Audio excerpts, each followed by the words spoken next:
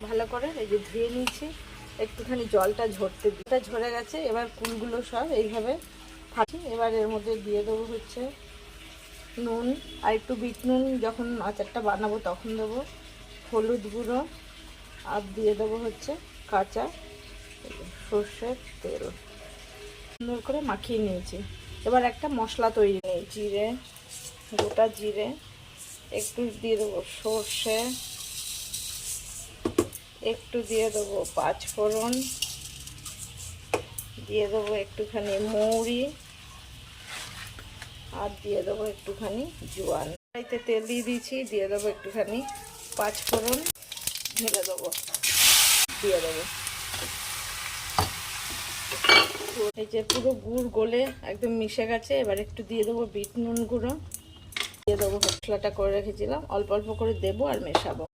এই যে কুলে আচারটা নামিয়ে